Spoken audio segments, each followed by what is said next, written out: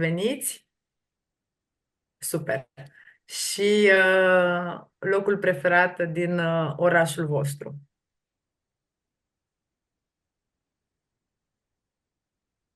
Ok, hai că avem și structura pe vârste, vedem cam Avem și pe unde vârstă. suntem. Mhm. Și mai avem o întrebare, cred. Da, una mai e. Așa, cea Iată, despre care spunea Medea mai devreme. Care e locul tău preferat din localitatea în care locuiești? În grădină, grădina la mea, bibliotecă, mhm, zona parcuri, Dobrina, biserică, malul apei, malul Bistriței. Ok. Piața Unirii din Deva, acasă, Onești, super.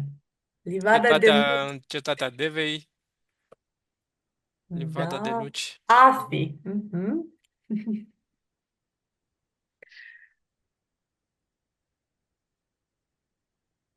Biserica Precista, Malul Bistriței.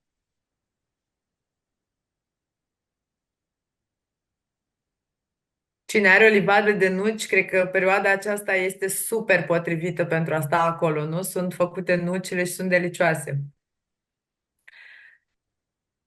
Așa.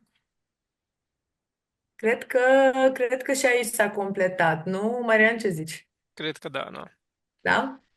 Bun, hai că ne întoarcem. Perfect. Păi cred că poți să închizi partea asta și să ne vedem așa. Mulțumim tare mult că ați împărtășit cu noi aceste informații. Așa cum ziceam, ne-ar fi plăcut mai mult să le vociferăm, dar am ales această opțiune pentru a fi siguri că ne încadrăm în timpul pe care îl avem. Așa cum ziceam, astăzi l-am aici alături de mine în stânga mea, cred, cum îl văd pe ecran, pe Marian Dămoc, pe care mulți dintre voi deja îl cunoașteți. El este fondatorul Asociației Rimă Dă și îl voi lăsa pe el să vă povestească un pic cine este asociația, ce face ea și care este scopul pentru care noi suntem aici. Marian? Te rog, Mulțumesc, Medea. cu drag. Bună ziua din nou și mă bucur să vă revăd pe mulți dintre dumneavoastră și să vă cunosc pe cei pe care încă nu vă știu. Sunt Marian Dămoc, cum spunea Medea, de la RIMD, o asociație înființată destul de mult, de prin 2010, cu care facem activități și încercăm să stimulăm cetățenia activă a tinerilor, să-i facem pe tinerii din jurul nostru mai interesați de ce se întâmplă în jurul lor, mai interesați de subiectul democrației și de dezvoltarea comunităților lor în general și despre cum se pot implica ei mai mult și cum pot să-și facă vocea mai bine auzită. O să dau share unei scurte prezentări pe care am pregătit-o pentru dumneavoastră astăzi. Și o să încep prin a spune câteva cuvinte despre RIMD și pentru a seta mai degrabă contextul în care ne-am gândit la acest webinar, care cred că e util pentru dumneavoastră, văzând profilul pe care l-am conturat mai devreme, legat de ocupație, de vârstă chiar și de localitățile din care sunteți. Sperăm să fie informații relevante pentru dumneavoastră. Așadar, noi suntem un ONG de tineret, înființat de cam 15 ani și ne ocupăm cu democrația participativă, ceea ce, așa, în traducere foarte simplistă, înseamnă ca orice om, orice cetățean, și pornind cu tinerii care ne interesează pe noi în mod special, trebuie să fie parte a democrației, pentru că altfel sportul ăsta nu funcționează. Și zic sportul ăsta pentru că noi credem foarte mult în comparația asta între antrenamentul pentru sport și antrenamentul pentru democrație, care nu vine așa, nu este dată și performanța în democrație nu vine fără efort și fără implicare. Lucrăm foarte mult cu tinerii, cum spuneam, și foarte mult cu tinerii din comunități vulnerabile, cum sunt ele adeseori numite, Și aici spunem principal mediul rural, copii sau tineri care vin din grupuri vulnerabile, eu știu, cu dizabilități, din cartiere mărginașe ale orașelor. Încercăm să le creăm oportunități celor care au mai puține oportunități în general. Cum lucrăm prin proiecte naționale și europene pe care cred că foarte mulți le cunoașteți și Erasmus Plus, Active Citizens Fund, care se va numi altfel probabil de anul viitor, SERV, care e o altă linie europeană. În general, cam așa ne construim activitățile și facem parteneriate cu autorități, cu școli, cu ONG-uri, în special la nivelul județului Bacău. Nu numai, dar colegii de la Vaslui, de fapt, o să mă contrazică, lucrăm mai de curând și cu școli și licee din județul Vaslui și mergem acolo unde găsim deschidere și suport. Acces egal la democrație, ce vedeți acolo scris în jos, e deviza după care noi ne ghidăm, dacă pot spune așa, pentru că noi credem că ducem o lipsă de acces egal la democrație, oportunitățile pe care sistemul ăsta democratic, pe care noi tot îl repetăm atât de des și l-auzim, de fapt, vorbit de toată lumea, pare că nu oferă la fel de multe oportunități tuturor. Și noi încercăm să acoperim gaura asta din bula democrației, venind acolo unde e nevoie cea mai mare de astfel de oportunități. Ce facem mai concret? Avem 4 direcții de activitate. Prima ar fi participarea copiilor și tinerilor la viața publică, adică încercăm să aducem vocea copiilor într-un cadru cât se poate de oficial, dacă vreți, adică acolo unde chiar se iau decizii și unde chiar pot influența anumite lucruri. Facem advocacy împreună cu tinerii pentru anumite nevoi ale lor. Și am pus aici și câte un scurt exemplu de activitate care se încadrează în fiecare direcție. De exemplu, am construit împreună cu tinerii din Bacău acum câțiva ani o strategie a tinerilor din județul Bacău, după un proces consultativ foarte amplu, după ce am implicat și autoritățile și am identificat în care sunt nevoile lor, am avut acest document oficial acum la nivel județean. Um, o altă direcție este cea care se numește Comunități accesibile pentru copii și tineri, pentru că ne-am dat seama, cum spuneam, că sunt anumite grupuri dezavantajate sau vulnerabile și de tineri, așa cum sunt și de alte categorii de vârstă. De exemplu, lucrăm cu tineri cu dizabilități de vedere în ultimii ani și am reușit să facem în ultima perioadă câteva demersuri destul de eficiente cu autoritățile. Începe măcar să schimbăm mentalități în această direcție și am reușit să facem și o hartă tactilă a insulei de agrement, care acum e postată. Insula de agrement din municipiul Bacău e principalul loc de agrement din oraș, care nu e deloc accesibilizat și e un prim câștig în această direcție, să spun așa. O altă direcție e cea care se referă la educația pentru democrație și aici avem diverse workshop-uri, ateliere pe care le facem constant cu tinerii pe tema democrației și am organizat și un festival cultural civic anul acesta în mediul rural. Și de asemenea ne preocupă și ce fac și cât se dezvoltă celelalte ONG-uri din județ, pentru că în viziunea noastră ONG-urile sunt o componentă foarte importantă într-o societate, pentru că acoperă acele nevoi care nu sunt acoperite de alte instituții sau de alte grupuri. De aceea încercăm să atragem tot felul de oportunități care ne stau nouă în putere, diverse finanțări sau oportunități de formare sau de creare de parteneriate pentru alte ONG-uri din județul Bacău și am dezvoltat și o platformă care se cheamă chiar ongbacău.ro, pe care dacă intrați o să vedeți ce ONG-uri sunt active în județ, cu ce se ocupă, le puteți contacta, puteți încheia, eu știu, diverse parteneriate și colabora. Cam cu asta ne ocupăm în linii foarte, foarte generale. Și o să trec un pic mai către subiectul întâlnirii de astăzi, care se întâmplă într-un context european, să zic așa, mai precis prin proiectul IEP, care înseamnă participarea tinerilor la planificare spațială, care promovează, da, participarea copiilor și tinerilor în modul în care arată spațiile din jurul lor, cu câteva accente particulare, da, având în vedere niște principii precum justiția socială, democrația, bunăstarea, utilizarea eficientă a resurselor.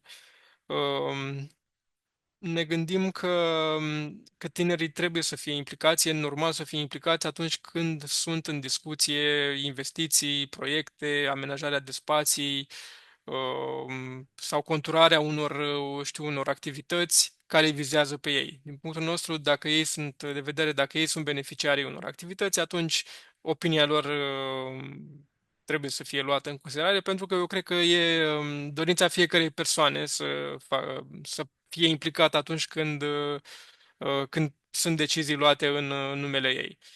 Ori noi vedem, da, că atunci când vine vorba de copii și tineri, de multe ori trecem peste aspectul ăsta, credem că noi le știm pe toate. Uneori se întâmplă să le știm, dar de foarte multe ori am constatat că ideile care vin de la copii și tineri sunt mult mai adaptate nevoilor și stilului lor, să zic așa. Acest proiect mai amplu cuprinde o serie de activități, sunt câteva traininguri internaționale, o serie de webinarii, procese de planificare cu tineri. Avem de fapt deja identificate o serie de școli și de spații pe care dorim să le modelăm împreună cu ei. Vom avea întâlniri cu factori de decizie în care dorim să discutăm despre acest aspect, pentru că trebuie să-l gândim și la nivel de oraș, la nivel mai general, nu neapărat doar la nivel de școală sau de un spațiu mai limitat, ci sperăm noi să transformăm, pornind de la acest proiect, să transformăm o viziune mai generală asupra orașelor. Vom avea campanii pe care le vor face copiii și tinerii și vor organiza și o serie de evenimente locale. Um, Legat de participarea tinerilor, aici Medea cred că o să te las pe tine, da? Să îmi prezinți de ce e importantă pentru noi și de ce credem că ar fi importantă și pentru dumneavoastră, dacă nu e încă, să implicăm pe tineri atunci când luăm decizii care îi influențează pe ei.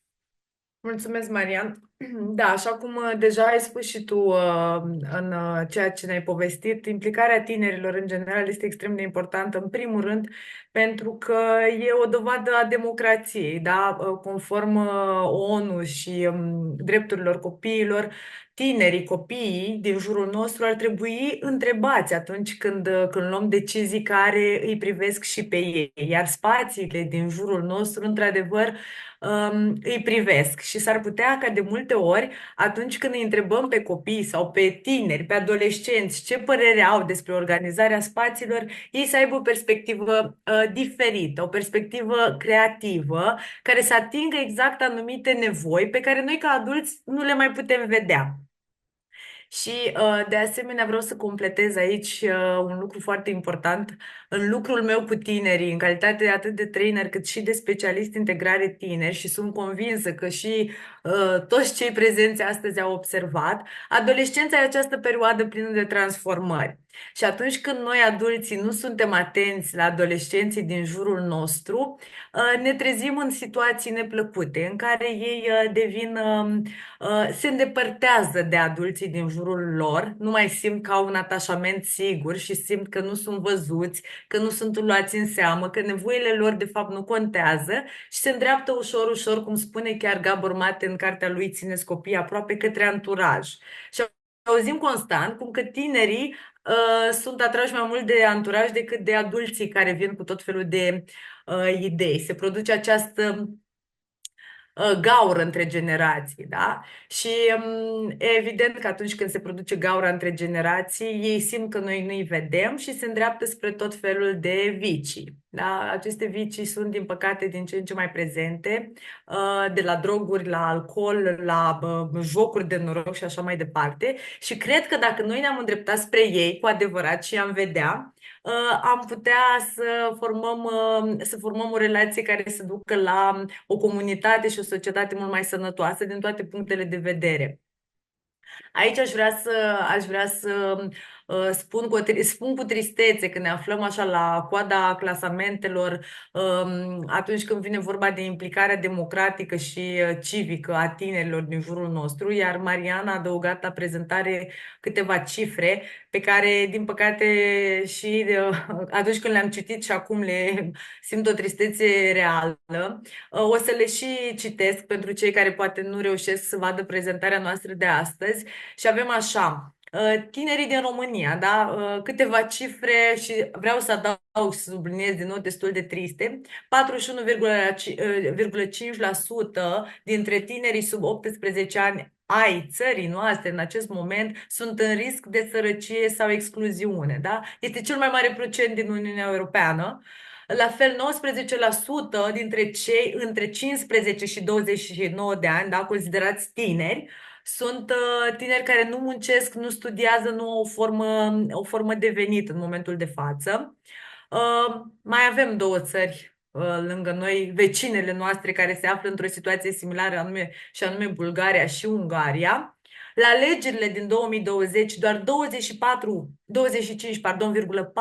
dintre tineri au votat. 82% au declarat că ar merge la vot dacă alegerile ar fi mâine.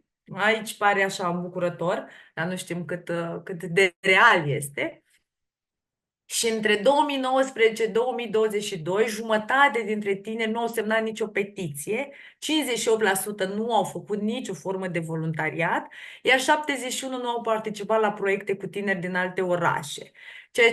Ceea ce clar arată lipsa lor de dorință de a se implica. Lipsa dorinței de implicare, de fapt, vine din faptul că ei cred despre ei că nu au capacitatea, că nu pot.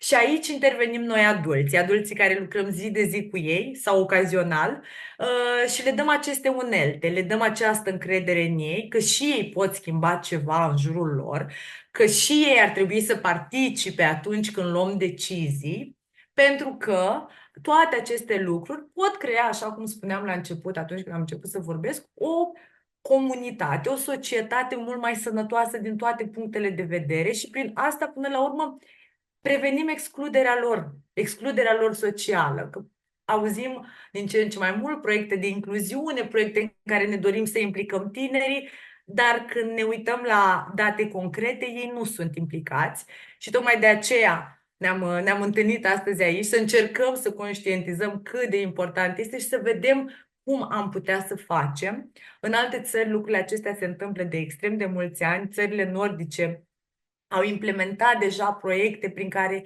părerea tinerilor în planificarea urbană este esențială. Suedia este una dintre țările în care se întâmplă asta.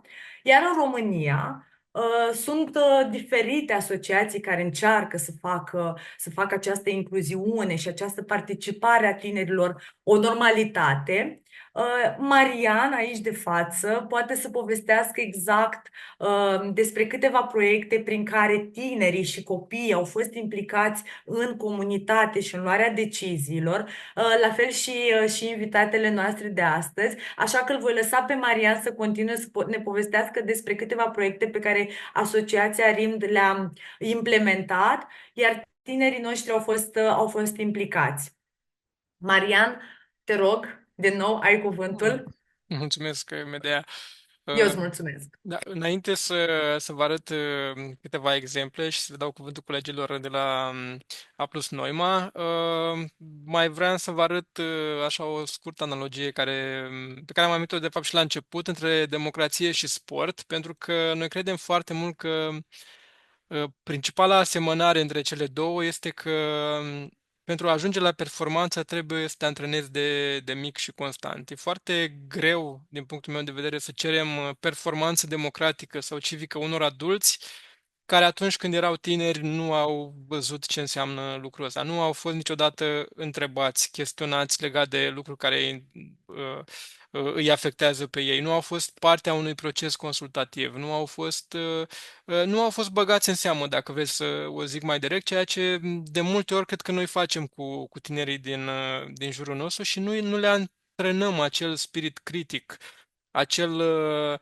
acel gând pe care tot timpul să și-l pună pentru a nu cădea pradă manipulării, pentru a fi capabil să ia decizii de unul singur. Și cred că uh, de multe ori da, se aseamănă foarte mult viața sportivă cu viața democratică și poate că de asta stăm destul de prost la ambele capitole în ultimii ani, din punctul meu de vedere, că nu prea lucrăm nici la mușchiul civic, din păcate nici la mușchiul sportiv. E un subiect uh, care pentru noi este foarte important și pornind de la această constatare a faptului că trebuie să lucrăm mai mult cu tinerii pentru ca ei să ajungă cetățeni activi în societate, am încercat în ultimii ani să introducem acest concept al participării, inclusiv în modelarea de spații pentru tineri și a mediului înconjurător. Și o să vă arăt două exemple de ale noastre, după care o să le dau cuvântul colegilor de la Plus Noima. Primul exemplu a pornit de la nevoile copiilor și tinerilor nevăzători, dar de fapt acoperă întreaga categorie a persoanelor nevăzătoare și de fapt ne face viața tuturor mai ușoară, respectiv accesibilizarea orașelor noastre și cum le facem mai accesibile, mai prietenoase. Nu știam foarte multe despre subiectul ăsta în urmă cu un an jumate, 2 ani, când am intrat de fapt prima dată în contact cu persoane nevăzătoare din oraș. N-am știut că ele există de fapt într-o măsură atât de mare. Sunt, doar ca să vă faceți o idee, la nivelul municipiului Bacău, undeva la 2000 de persoane care au deficiențe de vedere. Deci de o categorie destul de mare pe care nu o vedem pentru simplu motiv că nu se poate deplasa prin oraș. Asta am constatat eu și din discuțiile cu ei. Practic nu au absolut niciun confort în a se deplasa prin oraș.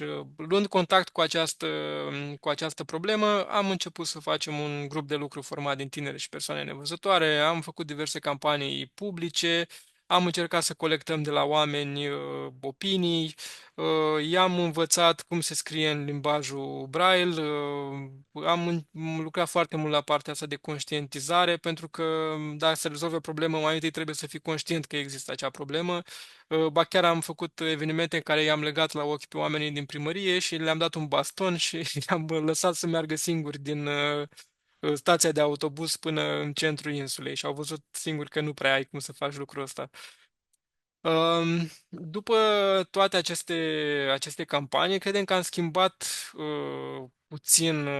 cel puțin, percepția, pentru că am văzut măcar discuții că au început să apară legat de acest aspect și mai mult decât atât, am reușit să strângem fonduri pentru a realiza o primă hartă tactilă din municipiul Bacău, respectiv harta tactilă a insulei de Agrement, care e principalul loc pe care băcăuanii se plimbă, dar pe care persoanele nevăzătoare, sigur, pot merge însoțiți și acum la fel, dar nu aveau o idee despre cum arată. De fapt, harta tactilă îi ajută foarte mult să înțeleagă zona, să-și dea seama care sunt, pe unde sunt aleile, care sunt principalele puncte de atracție, care e forma insulei. Mulți ne-au spus că nu conștientizau că de fapt e un oval foarte, foarte mare, de toată pista pista principală de pe insulă. Adică lucruri care pentru noi sunt foarte simple, foarte evidente, dar care pentru ei nu au existat până în acest moment. Sigur, e un lucru foarte, foarte mărunt acesta, dar e un instrument de fapt prin care încercăm să atragem atenția autorităților că există și grupuri vulnerabile care au nevoie de spații, de fapt, pentru că iarăși ajungem la acest subiect, oamenii aceștia nu au ce să facă practic în oraș. Și nimeni nu se gândește în momentul în care modelăm orașul, nu ne gândim la acest lucru. Ce am făcut în ultima perioadă a fost să cerem ca în momentul în care se renovează noile parcuri, că știm că peste tot, în toate orașele, cred că sunt proiecte mari de reabilitare, să avem în în viziune și astfel de subiecte. Să ne gândim la trotuare tactile, la semafoare sonore, la pante și rampe accesibile, lucruri de tipul ăsta.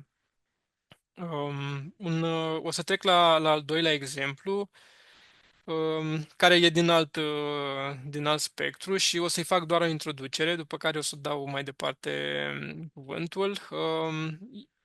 Acum cred că 3 sau 3 ani jumate, fiind în apropierea unui cămin în care stau copii veniți din mediul rural la Bacău să învețe, i-am văzut stând spărgând semințe. Efectiv, era începutul anului, era prin septembrie, încă vremea era bună, stăteau, spărgeau tinerii semințe, era plin de un morman în fața lor și am început să am o discuție cu ei, să întreb care e viața lor acolo, cum se desfășoară viața lor de elev din mediul rural care s-a mutat la Bacău.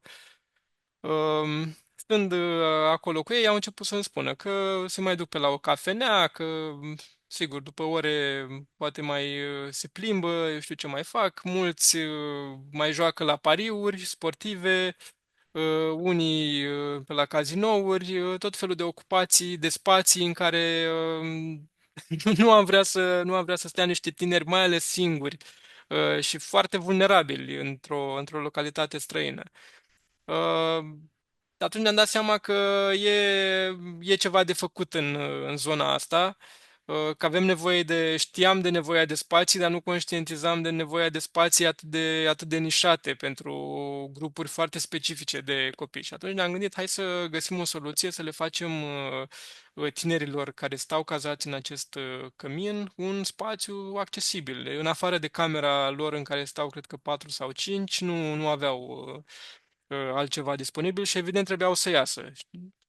Trebuind să iasă, cea mai accesibilă era o cafenea dacă își permiteau, dacă nu, se plimbau prin oraș și, cum spuneam, alții ajungeau pe la pariuri sportive și alte zone foarte periculoase pentru ei. Am reușit să obținem o finanțare.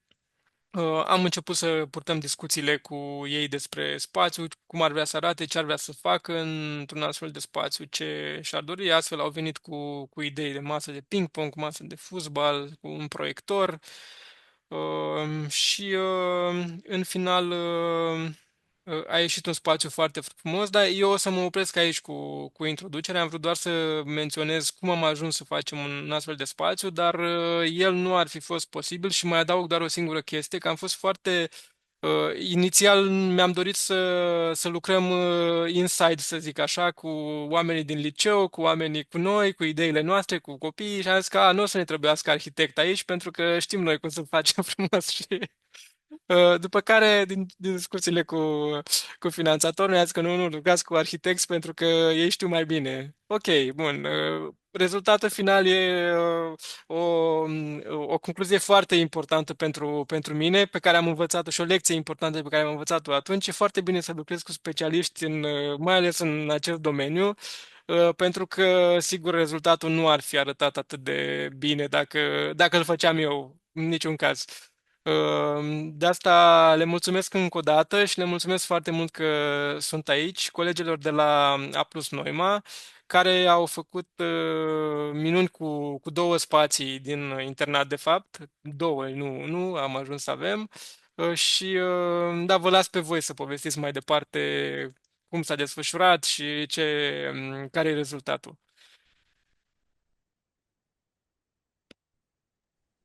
Da. Mulțumim foarte mult pentru invitație. Suntem super încântate să povestim într-un cadru așa fain despre proiectul nostru pe care l-am făcut împreună, dar și despre alte proiecte pe care de-a lungul anilor cumva le-am strâns în portofoliu, relevante pentru tema de azi.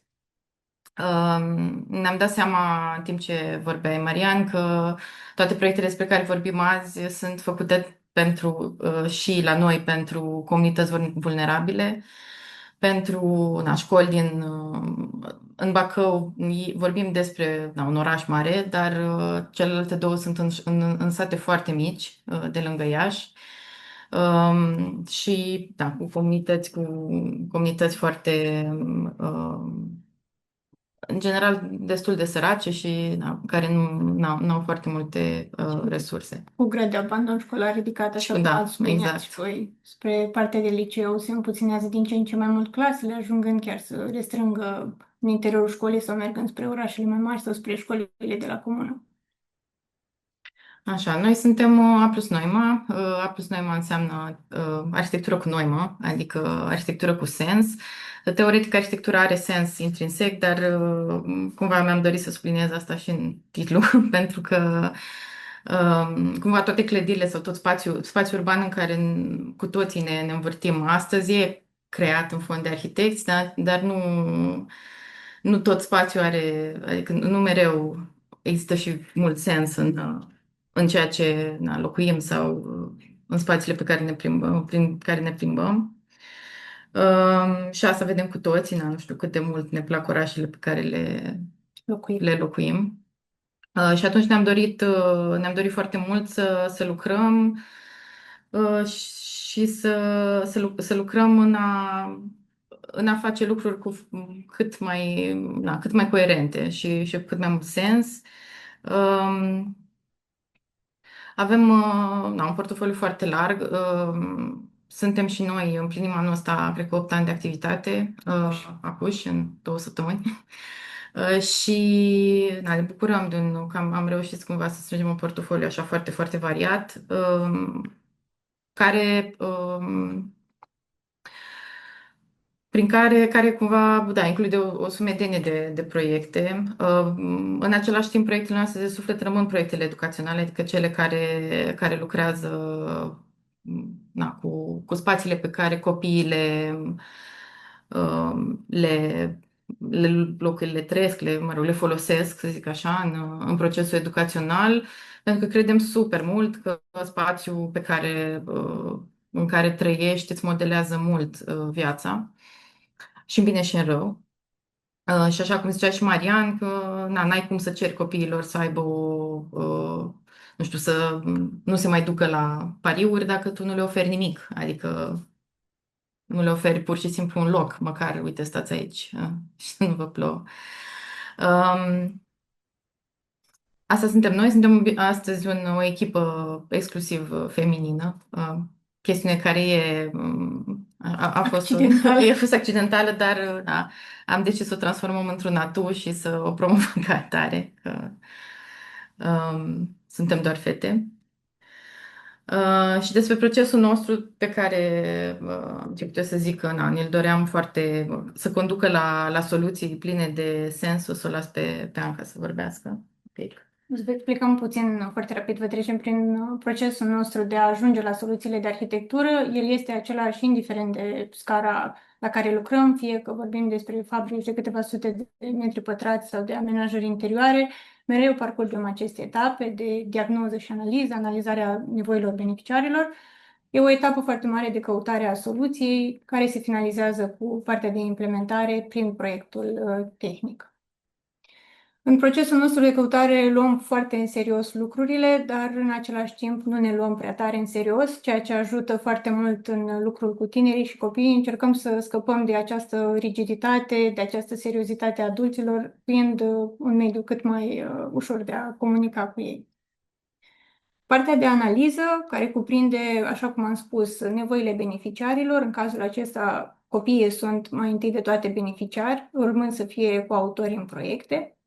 Partea de what if, am zis noi, care e o foarte mare căutare de soluții și întoarcere pe toate fețele a posibilităților pe care ni le oferă spațiile sau bugetele, finalizându-se cu execuția și implementarea. Parte din procesul nostru de căutări, mereu facem tot felul de teste, fie în machetă, fie pe planuri pe care le discutăm atât între noi cât și cu beneficiarii. Din toate aceste etape, care sunt etapele în care pot fi implicați copiii și tinerii? Aproape în toate, inițial și nu se poate fără în partea de diagnoză și analiză, ulterior în căutarea soluției, iar uneori, în funcție de dificultățile sau de etapele pe care le presupune implementarea, pun și ei mâna la treabă alături de noi. Pot fi implicați în funcție de vârstă. Noi am ales să prezentăm 3 proiecte în care vom trece prin toate grupele de vârstă, de la clasele primare până spre liceu, în funcție de natura intervenției și de timpul alocat. Dacă timpul ne permite, implicarea lor este cu atât mai mare. Primul proiect este cel prezentat și introdus de Marian, clubul din internat, inițiat de Asociația RIMD și finanțat de Asociația Zi de Bine. Cam așa arăta situația inițială când ne-a trimis Marian primele poze. Inițial cred că era o cameră, apoi au devenit două, apoi s-a schimbat una dintre ele. Am încercat să ne adaptăm și noi.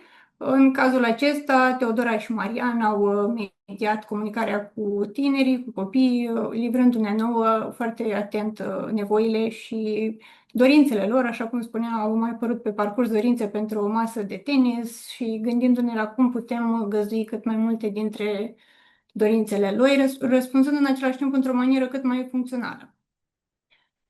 Hotărârea noastră a fost să grupăm aceste nevoi în funcție de gradul de gălăgie, le-am numit noi inițial, astfel încât am ajuns la o cameră, așa zis, gălăgioasă, în care se poate desfășura activitățile de natură socială, fie că sunt întâlniri, traininguri, workshop-uri, unde pot participa un număr mai mare de elevi. Camera are posibilitatea de a fi folosită simultan și, cum vedeți, la mijlocul ei e un set dublu de draperii, astfel încât se lucrează pe echipe sau se țin workshop-uri în paralel, pot fi împărțite în grupe mai mici. Cu o zonă de amfiteatru care mi s-a părut foarte atrăgătoare, bineînțeles păstrată la o scară mai redusă pentru sală de clasă.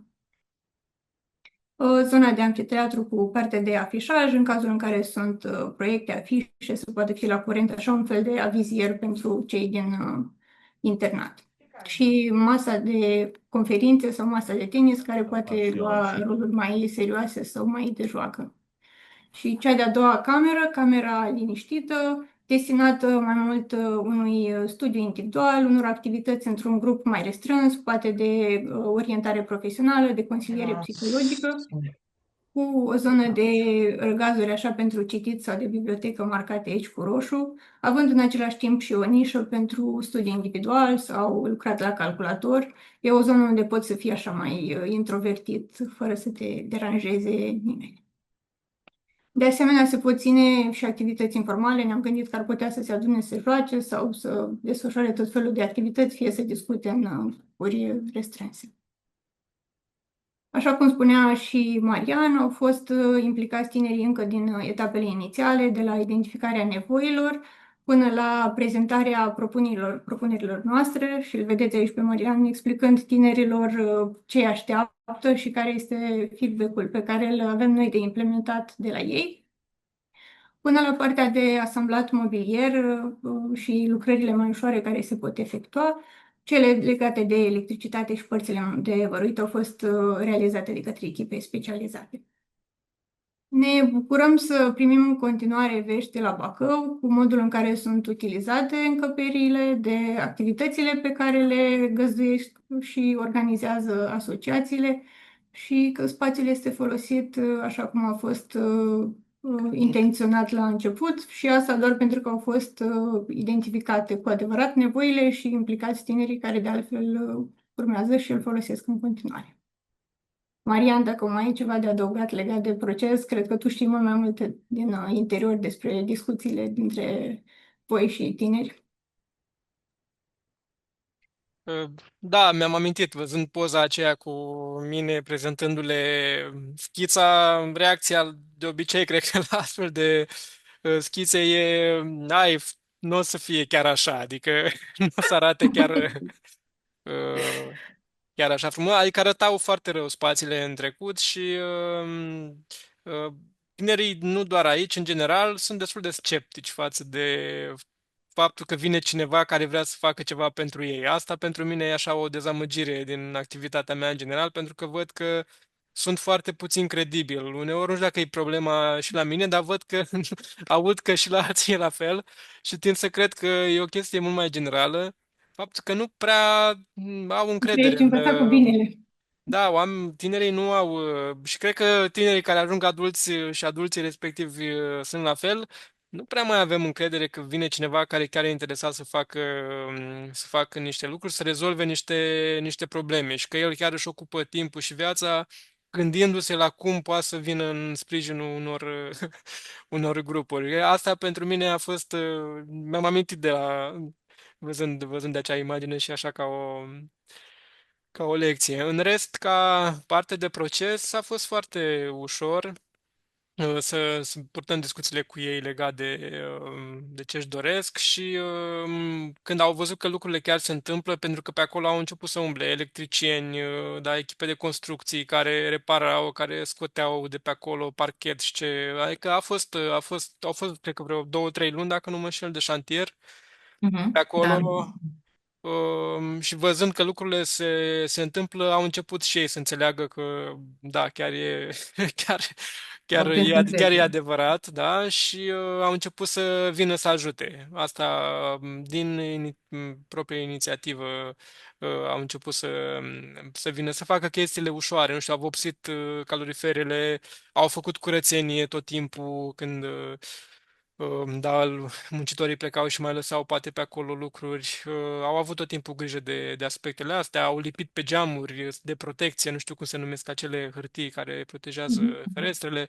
Um, Lucruri de tipul ăsta, dar au fost foarte, foarte implicați și mai ales au rămas implicați pentru că astăzi e important de precizat că tot procesul ăsta și spațiul de fapt a fost făcut în 2022, nu? Dacă Da, toamna.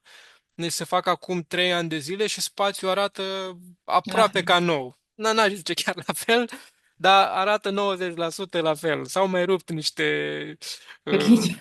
da, De niște la mochete cârlige, mai, da. da, și câte un scaun și câte, na, inevitabil pentru că e folosit. E un lucru, arată că e folosit, dar e curat, e bine îngrijit și au și parte de o coordonare foarte bună din partea doamnei pedagog de acolo, care de Mhm. fapt e, cum să zic, elementul cheie din toată povestea asta. Noi vorbim fiecare ce a făcut, dar dacă nu era ea, nu se întâmpla nimic. Asta, din păcate, n-a putut să intre, dar e Mulțumim unul și pentru principal. toate donațiile de plante pe care le-a făcut pentru spații. Da, da, adică s-a implicat și organizează pe copii, pentru că ei au nevoie de îndrumare și de organizare, Absolut. nu fac, și nu trebuie să fie singuri, ba dimpotrivă, dar trebuie să fie acel adult care își asumă responsabilitatea și face uneori mai mult decât e în fișa postului, pentru că ea face mai mult decât e, dar fără implicarea ei n-ar fi posibil să se întâmple astfel de lucruri.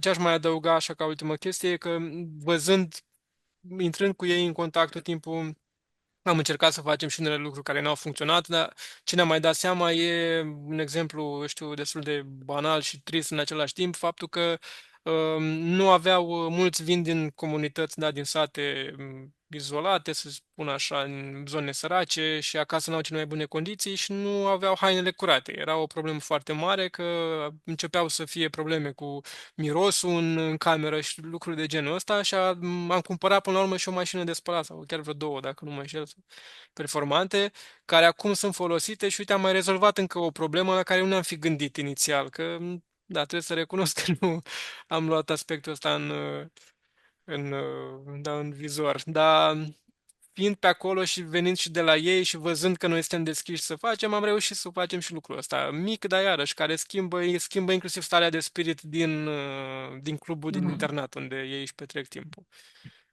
Dar Da, da. cam atât din partea mea. Vă las pe voi să continuați. Așa, următorul proiect a fost făcut tot cred că în 2021, 2021 sau 2 la început. Implementat în Implementat în 2022. 2022 la început, da. Perioadă foarte prolifică pentru proiectele astea. În satul Icușeni, comuna Victoria din Iași. Inițiat de o asociație care tot cu orientarea practic tinerilor din comunități vulnerabile se ocupă și finanțată în final de tot de asociația Zi de Bine. Toate proiectele astea care au ajuns să se implementeze au fost finanțate Zi de Bine. Cred că una din puținele asociații cu forță financiară mare care au distribuit destul de mulți bani în teritoriu, ca să zic așa, și chiar au făcut foarte mult bine. Um, în cazul ăsta vorbim de o școală tip. Practic a fost un program în 2010, cred că asta e povestea școlii din Nicușeni, un program de construire a școlilor în zone rurale, de școli primare și gimnaziale. Și pur și simplu s-au implementat o serie de proiecte tip din panouri sandwich, structură metalică, în fine, ceva foarte ieftin așa și destul de precar, cu arhitectură, bineînțeles, foarte săracă, care rezolva problema asta a spațiilor. Școlile din zonele astea ori nu existau, ori erau suficient de degradate cât să nu mai poată fi funcționale. Chestiunea care ne-a surprins când am ajuns acolo e că WC-ul era în continuare în curte, adică copiii trebuiau să iasă prin frig afară să meargă la baie. Și cumva mi se părea că ce urma să facem e cam puțin pentru ce au ei nevoie de fapt, dar am încercat să ne gândim, să ne focusăm destul de mult pe ce am putea să facem tot așa cu intervenții minime, pentru că în tipul acesta de proiecte bugetele nu sunt niciodată fenomenale, iar nevoile sunt foarte multe. Și um, unul din lucrurile care zic eu că reușim să le facem noi ca arhitecți e să direcționăm banii ăia înspre punctele cele mai nevralgice și în schimbări mici care să aibă efect mare. Poate nu așa de mare ca o mașină de spălat, și asta e foarte bună, dar undeva pe acolo. Adică, da, să facem fix lucrurile de care au ei cea mai mare nevoie. Aici, da, vorbim de o școală primară. Majoritatea copiilor, cred că dimineața studiau copiii din 1-4 și după amiaza cei de gimnaziu. Și în acest caz, școala cum arăta, tipic, nu foarte interesant, cumva era folosită așa cum exista acest hol de intrare care funcționa și ca sală de sport și ca sală de spectacole, de sărbări și nu știu, hol de intrare unde copiii își lăsau papucii, își schimbau papucii. Se spălau, nu știu, când ieșeau afară, bine, toate pauzele petreceau afară, în curte. Așa că ne-am concentrat dau jos, nu? Ne-am concentrat pe holul acesta și am încercat să gândim o intervenție foarte, foarte, foarte mică care să rezolve, ziceam noi, cât mai multe din probleme. Adică să facă spațiul ăsta util pentru sărbări, dar și să le rezolve nevoie de depozitare, să nu-și mai lase papucii liberi pe acolo, să aibă un loc unde să-și lase hainele, să, să aibă, nu știu, spații pentru ore alternative, să petreacă timpul, inclusiv în pauze, într-un spațiu mai primitor, adică să aibă efectiv niște locuri de stat.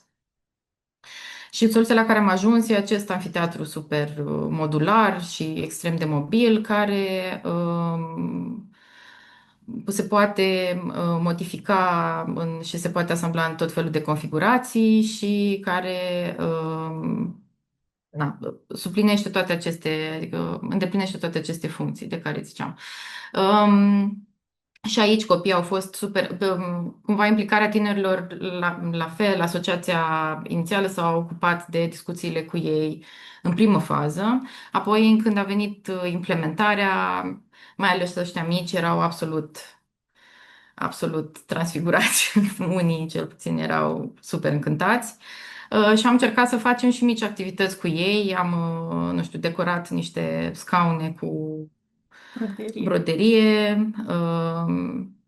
în care i-am implicat și pe ei în pauze, apoi dacă vezi ce urma să se întâmple în spațiu. Astea sunt toate configurațiile pe care le poate lua obiectul ăsta, amfiteatru, și da, care poate fi folosit la tot felul de activități. Și aici e, na, deschiderea. Noi l-am proiectat, cred că pentru vreo 20 de copii, dar stăteau Publicul vreo mai larg. 50. Da, și tot felul de poze cum îl folosesc. Imediat, oricum, și-au pus imediat papucei înăuntru, adică era, Cel mai frumos haos din pauză pe da, care l-am văzut. exact. Plus că faptul că erau toate obiectele astea pe roți, în fine, a fost interesant pentru ei. Așa, și ultimul proiect pe care l-am implementat a fost și cel mai cumva temeinic proces pe care l-am parcurs. L-am parcurs cu ajutorul Asociației de Arhitectură, care a dezvoltat și dezvoltă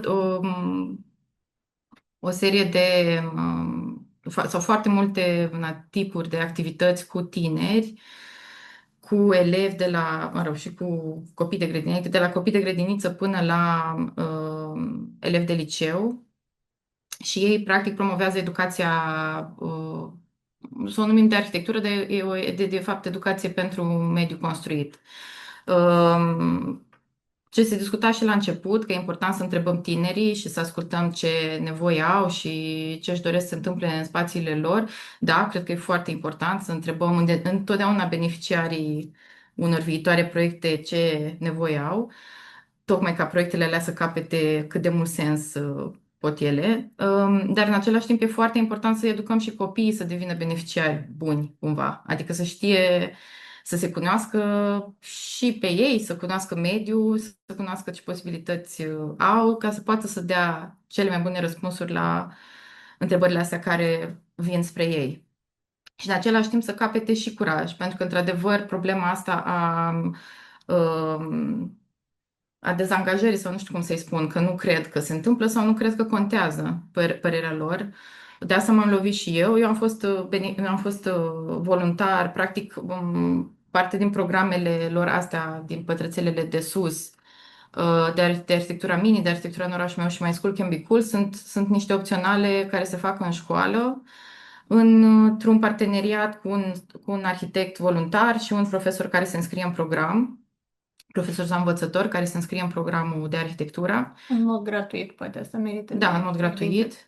De arhitectura a dezvoltat o programă care, în fine, e și um, finalizată de minister sau așa. E un opțional care durează un an și care se finalizează în cazul My School Can Be Cool, adică pentru elevii mai mari, se finalizează cu un proiect care poate fi chiar implementat. La final, na, copiii participă chiar la un call, există o sumă de bani pe care asociația mulțumesc, o pune la dispoziție pentru implementarea, nu știu, a 5 proiecte din clasele care se înscriu în program. Și în felul ăsta, na, copiii cumva parcurg tot procesul de la analiză la, la implementare.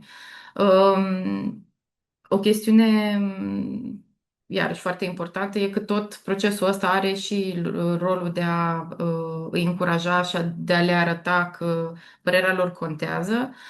Bineînțeles, ei capătă și niște cunoștințe pe parcurs.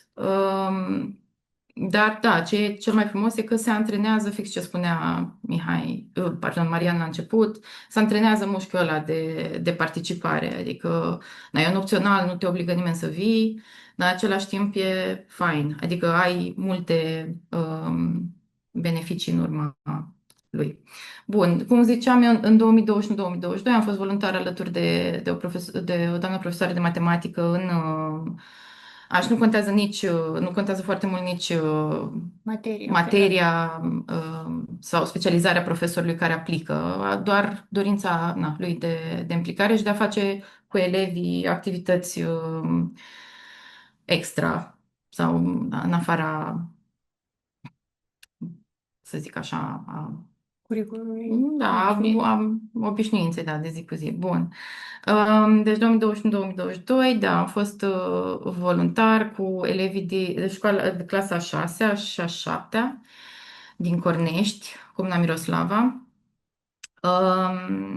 Și tot procesul ăsta de analiză, deci am încercat asta, să analizăm școala, ce ne place, ce nu ne place, să-i facem o machetă, să o înțelegem, na, cum funcționează ea. Um, Copiii au făcut tot felul de scheme, de analize și țin să povestesc foarte pe larg sau să pun accent pe zona asta de analiză, pentru că ea a durat sau durează programa asta de arhitectură, durează foarte mult, adică cumva nu e mai bine de un semestru, doar zona asta de analiză în care, bineînțeles, se trec și prin tot felul de item de didactice, adică de Elemente structurale, elemente structurale, da, ei învață niște chestiuni care la urma urmei țin de cultură generală și de mediu construit. Și partea de soluție efectiv vine foarte târziu, adică vine abia la final. Soluția finală, ca să zic așa, o dă arhitectul, deci e făcută practic tot de un profesionist, dar ea incorporează toată analiza copiilor și practic tema pe care copiii și-o scriu la final, o declară. Unde vor să intervină în școală, care e cea mai mare nevoie a lor, na, că așa nevoi pot fi multe, dar trebuie să aleagă, să discute între ei, să aleagă, să se pună de acord. Și în final, practic, noi doar așa dăm o formă pe care din nou discutăm cu ei, cu copiii. Și în cazul ăsta, în cazul lor, a fost vorba de o tribună, practic ei aveau o curte în școală pe care o foloseau iarăși foarte intensiv în perioadele de pauză, în orele de sport. Acolo jucau fotbal, se jucau, alergau exista o zonă de deal, mini-deal pe care alergau. Și na, stăteau pe ea, petreceau foarte mult timp afară, petrec foarte mult timp afară. Și atunci am spus că ar fi simpatic să facem această zonă de teren de fotbal, teren de sport sau așa mai plăcut. Și am transformat dealul din spatele școlii, cum ar veni, era de fapt un deal, un mal de pământ, așa, cu o livadă în creștere. o livadă în creștere, într-o tribună. Într-un mini-anfiteatru sau așa, într-o tribună, dar tribuna aia am cumva împărțit-o în mai multe elemente, adică sunt practic o serie de bănci care sunt agățate așa în deal și care au niște elemente de astea foarte ludice, care să aibă, nu știu, să apropie cumva soluția asta și mai mult de copii. De altfel, din propunerile din stânga generate de toate ideile de spătare și toate configurațiile care ar putea fi. Da. Și practic toate micile decizii pe care le-am putut discuta cu ei și am putut să îi cumva împuternicim pe ei să le ia, le-au luat ei. În final, tot ei au prezentat proiectul într-un col de proiecte și așa am câștigat, în fine, finanțarea pentru a le implementa. Am pus și o planșă foarte tehnică pentru proiectul ăsta, care e în esență foarte mic, e o colecție de bănci, dar în același timp e important, mă rog, specialistul vine și cu leierul ăsta tehnic de cum anume facem niște lucruri ca să, nu știu, să fie durabile, să se încadreze în buget și să respecte niște norme. Pe zona de implementare, machete, tot așa am făcut niște machete, iar pe zona de implementare chiar ne-au ajutat copiii destul de mult. Am organizat din nou toate muncile așa care puteau să le facă ei, le-am făcut cu ei, cu ele mai ales, că erau mai perfecte. Da, și așa am vopsit scena, am vopsit băncile, lăcuit lemn și a rezultat în fine ansamblul ăsta care ne-l doream foarte peisager și care într-adevăr a fost folosit inclusiv la sărbări, la deschiderea anului și foarte mult în pauze. Și ce ar mai fi poate interesant, se întâmplă câteodată la ore să fie copii care nu au așa o atenție sporită către această zonă mai didactică de predare. În schimb, au fost super implicați în toate activitățile practice care au presupus mici construcții, vopsit și destul de îmbucurătoare senzația asta de a-i împuternici de a vedea că sunt și ei capabili să facă ceva primind aprecierile noastre sau a profesorilor care au supravegheat lucrările astfel încât să fie un domeniu la care se pricep. Fiind mulți foarte îndemânați la treburile casnice, au preluat această îndemânare și către proiectul de aici. Mhm. Da. Da, cred că cam atât am avut, am vrut să vă povestim. Sigur, sunt super multe lucruri de povestit. Proiectul ăsta a luat o grămadă de premii, dar cumva partea cea mai interesantă, cea mai faină pe care eu zic că a fost meritul lui e că copiii cred că au simțit pentru prima dată sau pentru puținele dăți că părerea lor contează și că ceea ce fac ei chiar se face, că ceea ce, nu știu, au nevoie chiar se poate face. Că trebuie doar să muncești la asta și să fii acolo. S-au pregătit pentru prezentări, au făcut strângeri de fonduri, s-au întristat când nu avem buget, s-au bucurat când am primit suplimentări. Da, a fost simpatic. Da, și da, cam asta am vrut să vă prezentăm. Așteptăm cu drag întrebări, dacă sunt. Și o să vă lăsăm pe fundal cu un video la fel de simpatic cu copiii ca să ne țină. Super! Mulțumim, mulțumim fetelor.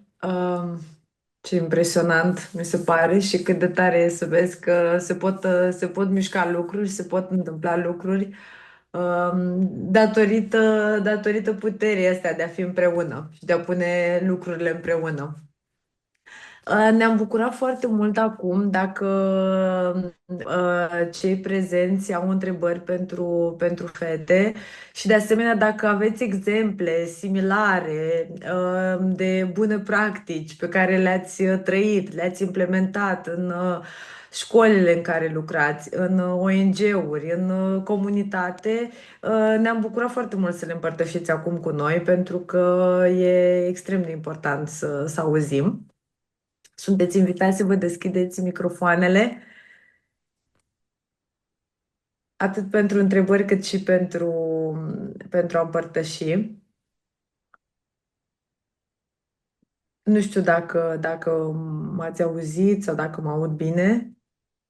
Da? Mulțumesc, am văzut aprobări.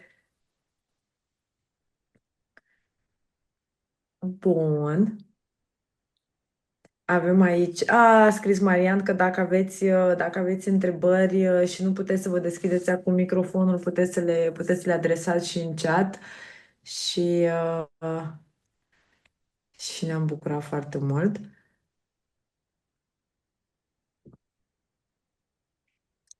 Super. Dacă nu sunt întrebări chiar acum, oricând vor fi, sunt binevenite și chiar ne-am bucurat să le avem. Și dacă sunt exemple de bună practică pe care le-ați trăit în școli sau în comunitate la fel și vreți să le împărtășiți altcândva cu noi, știți unde ne găsiți, adică noi ne dorim și le așteptăm atât pentru inspirație cât și pentru a vedea cum se mișcă lucrurile în jurul nostru.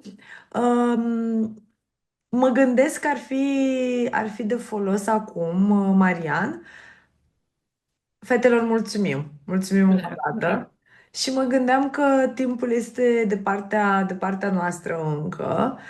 Dacă ar fi bine să trecem un pic și la prezentarea instrumentului în sine despre care vorbeam noi și care poate fi folosit de către participanți în activitatea lor. Ce zici?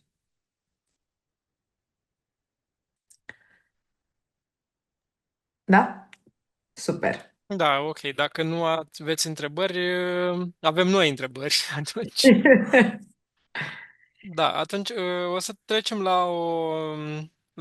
hai să o numim activitate, Mhm. la ceva ce ne pune pe noi pe gânduri întotdeauna când lucrăm cu tineri și când începem un proiect și vrem să vedem cam care e uh, percepția asupra nivelului de participare. Și zic percepție, da, pentru că totul se leagă de fapt de modul în care ei și e valabil și pentru noi, da, ne simțim că suntem sau nu parte într-o comunitate, într-un grup, în școală sau în comunitate sau în relație cu o instituție. Și pentru asta o să vă provocăm, să zic așa, la un scurt exercițiu care se numește scara participării cetățenești. Să-mi spuneți dacă se vede prezentarea? Se vede, da? Da, da, se vede, se vede. Bun. Cum spuneam, de multe ori când mergem într-o comunitate, facem acest exercițiu cu tinerii. L-am făcut și cu adulții de câteva ori, prin care îi provocăm să se situeze pe o treaptă de pe scara participării. Acesta e un instrument foarte simpatic, dezvoltat prin Statele Unite prin anii 70 de un sociolog pe care îl cheamă Einstein. Are o soră, scara participării tinerilor, mai celebră, dar aici e cumva ușor adaptată pentru adulți. Și ce ne arată ea, de fapt, e modul, da, cum spuneam, pe care credem noi că situăm în anumite contexte, în raport cu anumite instituții, organizații. Și o să vă descriu în primă etapă pe scurt cam la ce se referă cele 8 trepte și apoi o să vă invit pe voi să vă reflectați în primul rând la cele pe care o să le citiți și auziți și cu foarte mare rugăminte să ne împărtășiți și nouă da, unde vă situați. Puteți să vă gândiți la contextul școlii, la contextul orașului sau comunei sau satului sau, eu știu, chiar și al familiei, dacă vreți. Dar de cele mai multe ori noi îl folosim cam în astea două contexte, în contextul școlii și la nivelul orașului sau localității. Și avem 8 trepte posibile de participare. De fapt, primele două nu sunt forme de participare, sunt non-participare, cum sunt ele denumite așa în literatură, și anume, prima și cea mai de jos e treapta de manipulare. Adică, în momentul în care cetățenii sunt implicați doar de formă, în care li se dă cumva de înțeles că ar fi, eu știu, partea unui proces de consultare, de participare, dar ei sunt doar, de fapt, sunt manipulați. A doua treaptă este, prin traducere, terapie, de fapt sau tratament, acea etapă în care cetățenii nu doar că sunt manipulați, de fapt, dar li se explică că lucrurile stau invers decât cred ei că stau și sunt corectați, ca să zic așa, de către superiori. Da, fie că li se întâmplă copiilor din școală, uneori să fie tratați așa de către director sau de către profesori, fie că uneori nouă ni s-a întâmplat să stăm de vorbă cu autoritate și să plecăm de acolo cu gândul că, băi, chiar am gândit prost. Uite, de fapt, el are dreptate, că de aia nu e asfaltată strada mea, că de fapt sunt niște forțe care conspiră și nu se poate face treaba asta. Și trebuie să mă adaptez, trebuie să-mi corectez modul de gândire. Și atunci nu se întâmplă nimic, practic. Dar eu am plecat, cum să zic, vindecat de acolo de gândul că aș putea schimba ceva. Cam la asta se referă a doua treaptă. Din a treia treaptă, lucrurile încep ușor să se schimbe. Există o informație care circulă într-un anumit sens, dar nu există feedback sau negociere. Adică, da, cetățenii sau elevii sau da, o persoană oarecare primește o informare de la superior că ceva s-a decis și punct. Asta e totuși o informare, să zicem. Următoarea treaptă, a patra, de consultare, în care cetățenii sau tinerii sunt întrebați, dar cam toată lumea știe că e o întrebare mai de formă, nu ceea ce se spune nu impactează decizia finală. De fapt, decizia e luată dinainte, dar cumva se bifează și partea asta de consultare în care, dacă strict procedural, trebuie să existe acolo. Și cred că am văzut destul de multe astfel de exemple de-a lungul timpului și sunt legi care obligă la consultare și se fac consultări în baza legii, dar consultarea e de fapt doar ca să respecte legea, nu ca să extragă niște informații care să fie utilizate ulterior. Da, următorul pas sau următoarea treaptă e de pe treapta 5. Împăciuire, îi zice nu mai știu care era termenul în engleză, dar traducerea ar fi asta, în care cumva cetățenii sau tinerii, depinde de caz, sunt oarecum temperați. Da? Există o dorință a lor de a fi consultați, autoritatea știe lucrul ăsta și cumva ca să tempereze, să mulțumească acest grup, îi invită la consultări, da? Se întâmplă o consultare sau câțiva reprezentanți sunt invitați, dar ei nu au o putere reală, sunt ușor de înlocuit, opinia lor e ușor de înlăturat, uh, e din nou făcută un pic mai mult simbolic. În ultimele trei, 6, 7 și 8, deja vorbim de consultare, deja vorbim de participare, de fapt, în diferite forme. În treapta a 6, care se numește parteneriat, există, da, un parteneriat, adică puterea este împărțită între cetățeni și autorități, dar autoritățile sunt cele care inițiază acest proces. Uh, Se întâmplă poate, da, și în școli și în primării, astfel de cazuri fericite, în care autoritatea vine cu o idee să construiască un parc, de exemplu, și anunță cetățenii care da, să vină cu idei și chiar să ia în seamă anumite propuneri. E o formă de participare, o să vedem, nu ideală, dar deja începem să mișcăm lucrurile împreună. Mai departe, o treaptă mai superioară e puterea delegată, treapta 7, în care cetățenii primesc un control real asupra unor decizii. Adică poate înainte să decidă autoritatea să facă un parc, poate că având un teren la dispoziție s-ar putea face lucruri mai bune decât un parc. Nu știu, poate nu e cel mai bun exemplu, dar ca idee să înțelegeți. Și în momentul ăla cetățenii să aibă puterea să decidă dinainte de propunerea autorității, dar cu resursele și cu decizia, evident, finală a autorității. Asta e treapta 7. Și treapta 8 e treapta finală, da, în care comunitatea are control de plin asupra deciziilor și resurselor, da, o situație, să zicem, ideală, într-un fel, în care cetățenii au putere absolută a unui proiect și aici mă gândesc la un exemplu concret, bugetarea participativă, acolo unde e implementată așa cum ar trebui, autoritatea nu interferează foarte mult sau aproape deloc cu ideea inițială. Adică vine o mână de cetățeni care propune un anumit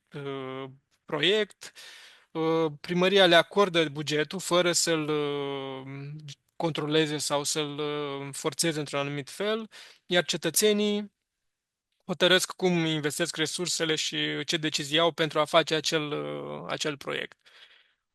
Cam astea sunt cele 8 trepte pe care vă invit acum să vă gândiți la un context pe care voi o să-l alegeți și să ne împărtășiți și nouă, să ne dați un exemplu, unde vă situați în momentul de față. Sau puteți să ne dați două exemple, poate e diferit cum e la școală și cum e în comunitate sau într-o organizație, nu știu.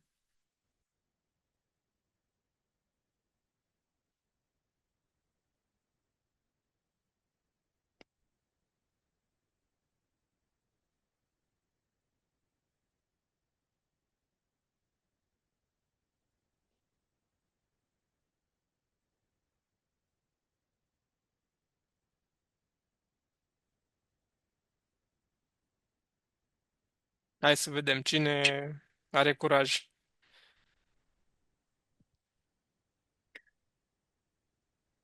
Haideți că suntem convinși că aveți exemple bune.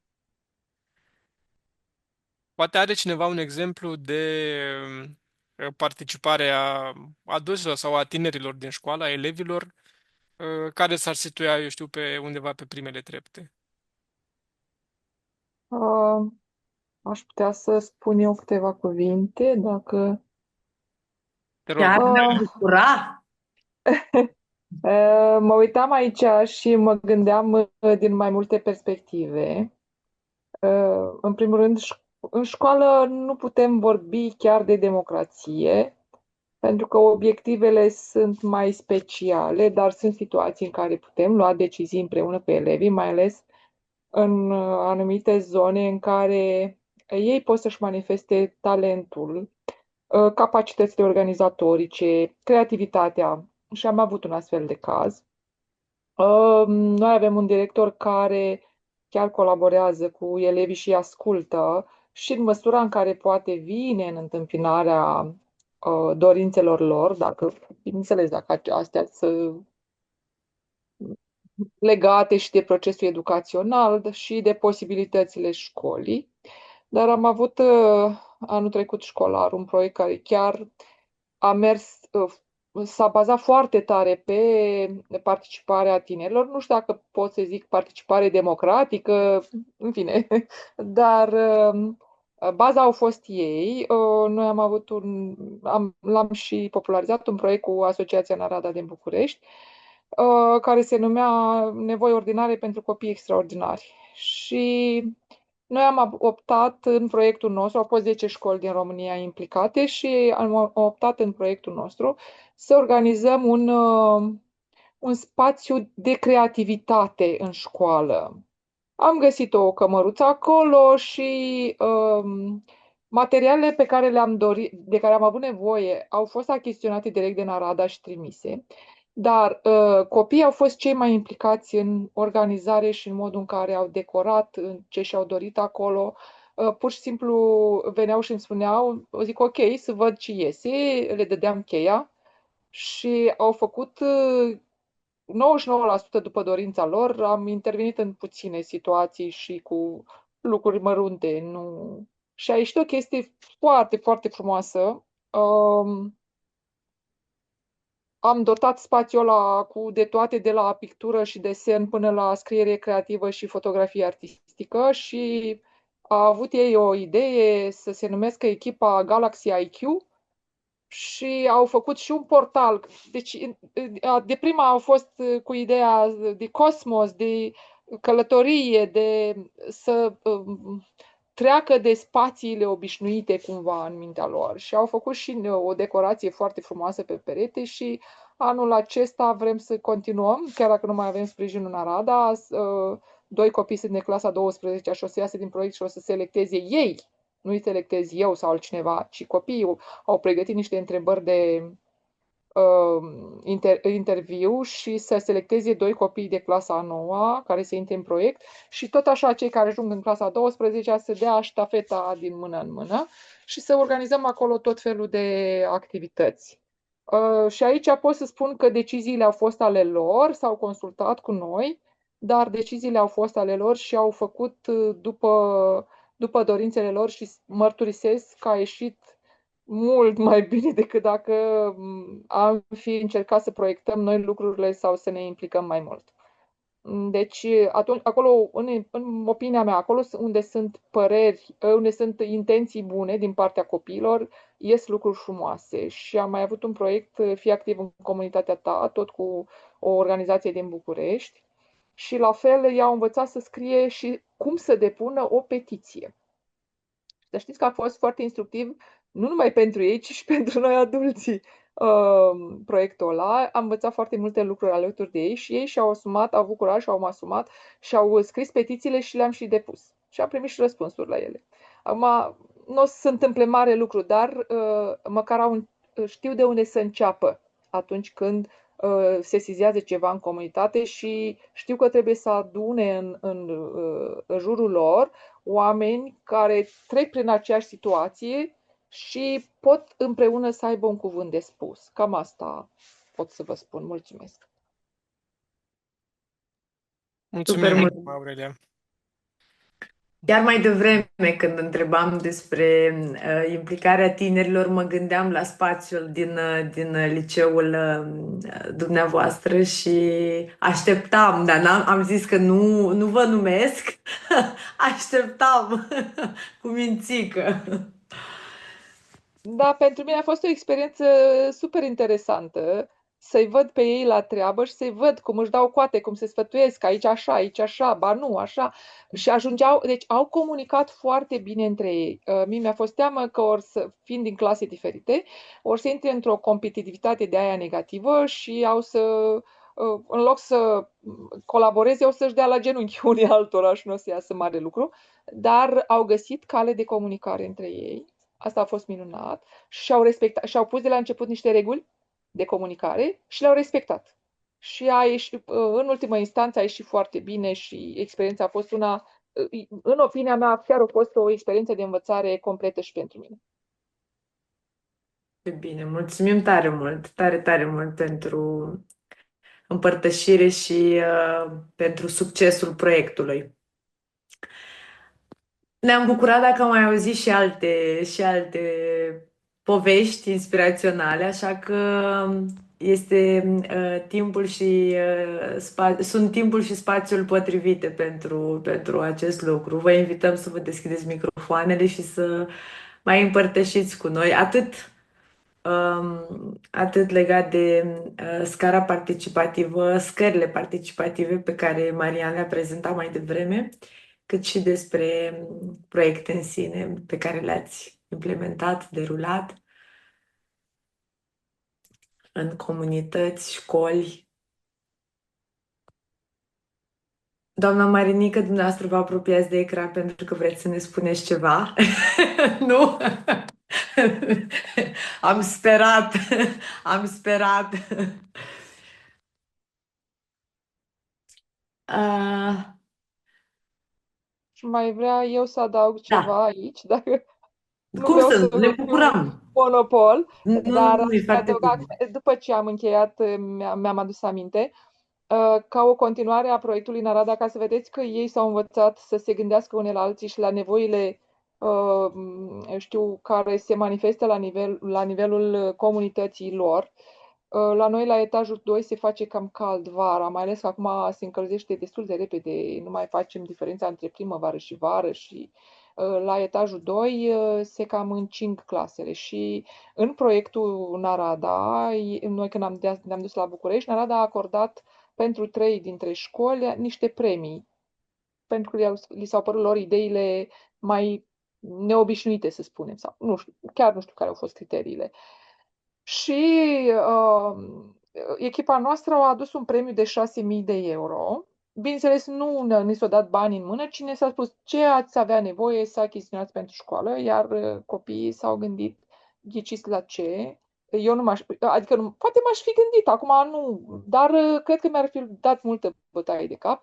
S-au gândit la aparate de aer condiționat portabile pentru etajul 2 și am reușit să achiziționăm, au fost achiziționate și ni s-au trimis 10 aparate de aer condiționat și niște piese de mobilier pentru fiecare clasă, 20 de, nu doar etajere pentru clase, ci au și sertare și ușițe, adică niște spații în care se pot pune cărți, își pot pune și lucrușoare foarte bune de pus în clasă și nu o să aibă toate clasele, dar o să aibă o bună parte dintre ele, iar clasele de la etajul 2 o să aibă aer condiționat și am fost încântată că s-au gândit nu doar la clasa lor, ci la toți.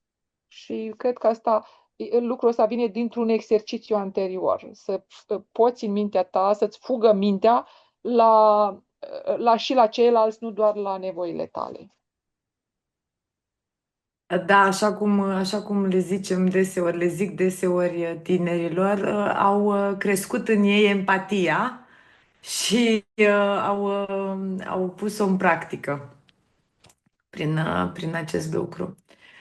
Mulțumim tare mult pentru povestea atât de frumoasă și inspirațională. Mai fac o strigare. Dacă vreți să mai împărtășiți cu noi gânduri, ne-am bucurat foarte mult. Dacă nu mai sunt gânduri de împărtășit, nu vrem să insistăm pentru că este o oră, este o oră târzie pentru toată lumea, mijlocul săptămânii deja. Și mă gândesc, Marian, dacă ai vrea să pui în chat și formularul, da? Este vorba despre un formular pe care vă invităm să-l completați. Este un formular de feedback. Și dacă mai sunt gânduri, repet ceea ce am spus mai devreme, le așteptăm și după această întâlnire. Da, doamna Benchial, dacă vă referiți la linkul, la formular, chiar acum Marian îl va pune în chat, deja este în chat. Îl puteți deschide acum, îl puteți copia să-l deschideți după întâlnire. Ne-am bucurat foarte mult să vedem acolo feedback-ul scris. Sperăm ca poveștile și tot ceea ce am povestit, de fapt, tot ceea ce am povestit astăzi să vă inspire, să vă ajute, să vă deschidă porți spre proiecte, spre idei de proiecte în care puteți să implicați pe tineri și așa cum spuneam și eu și colegii mei, s-ar putea să iasă lucruri extraordinare atunci când implicarea lor este una activă și când ei primesc aripile necesare. Vă mulțumim tare mult. Sper să ne revedem și în alte proiecte și în alte colaborări. Mulțumim tare mult pentru faptul că ați intrat, că ne-ați ascultat, că ați participat așa cum v-a permis timpul. Îl voi lăsa și pe Marian dacă vrea să mai spună ceva. Cred că ai zis tot. Vă mulțumesc foarte mult și mulțumesc mult și Ancăi și Alexandrei pentru toate informațiile și toate experiențele pe care le-ați împărtășit cu noi, foarte, foarte faine și sper să mai colaborăm și noi împreună la alte proiecte și cu dumneavoastră la școli, licee și orașe. Ne vedem pe teren, cum suntem noi de multe ori. Exact asta voiam să mai spun și eu. Cu siguranță ne vom întâlni cu diferite proiecte în școlile dumneavoastră. Noi abia așteptăm, să știți. Adică noi avem energia necesară și suntem bucuroși că am creat o comunitate pe care sperăm să o păstrăm și să o înmulțim. Vă mulțumim tare mult! Gânduri Mulțumim bune de la pentru noi! invitație. Mulțumim mult! O seară frumoasă și mulțumim fetelor încă o dată că ați fost alături de noi. Seară bună! Mulțumim! bună! Seară bună! La revedere! Pupici, la revedere! La revedere!